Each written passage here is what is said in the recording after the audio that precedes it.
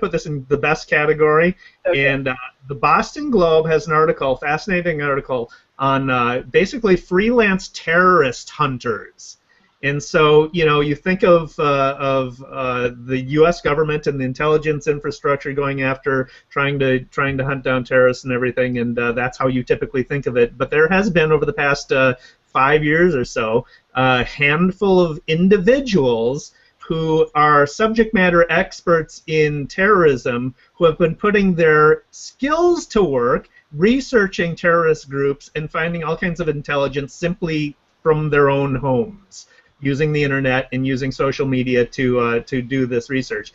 The article cites 2 independent researchers, one J.M. Berger, 47 years old, former journalist, freelance social network analyst and extremist expert, and Aaron Zellen, 26 years old, who runs the Jihadology blog, jihadology.net. And so they've been mining the Jihad internet for years, tracking it with a combination of sort of old-school scholarship and new purpose-built apps that scrape content and database content. There's less than a dozen of these people out there, the report says, but they've earned their reputation over the past 4 years by being the first to report key developments later confirmed by mainstream media research and reporting, such as the split between the Islamic State and Al-Qaeda, the burst of jihad recruitment in the West, and the entry of Hezbollah into the Syrian battle.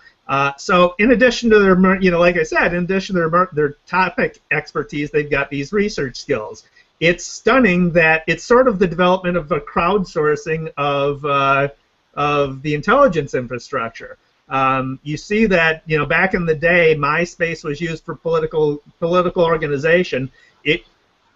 Terrorist groups are using the same tools to organize themselves, so why not mine those networks to find out intelligence about them? It's a fascinating article on sort of how the internet is being used to counteract terrorism by independent people, by not, you know, who you typically think of doing this type of work. Well, issues come up sometimes in situations like this that have to do with security issues. You know, how much of this information should be public?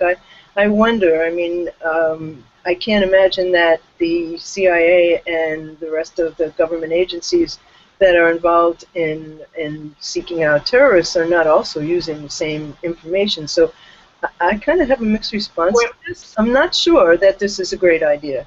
That's, well, I mean, regardless of whether you think it's a great idea, it's happening. These terrorist groups are using social networks in public, so there's public data, and the article points out that these individuals who have been doing this research have had, up until recently, sort of dismissive response from government officials and people in the intelligence community because they got their information from Facebook, so it's clearly not credible. So there has been a dismissive attitude towards information that's out there. So that's sort of, you know, troubling. Well, you know, it ends up that the government hires the best hackers. Maybe they'll start hiring the best. Exactly. Yeah. These people are getting deals, so they are now they're getting, you know, consulting deals and stuff. So it appears they're being taken seriously now. It's a really interesting development. I mean, because everybody's a journalist now. You know, everybody's got access to tools that they may or may not use well. It's a fascinating way that we live now. Hey, thanks for watching. If you like that, be sure to subscribe to the eStrategy YouTube channel to get more great marketing videos. And of course, you can get more great marketing content at trends.e-strategyblog.com for facts and stats on marketing, at e-strategyblog.com for my thoughts about marketing, and of course at eStrategy.tv for marketing videos.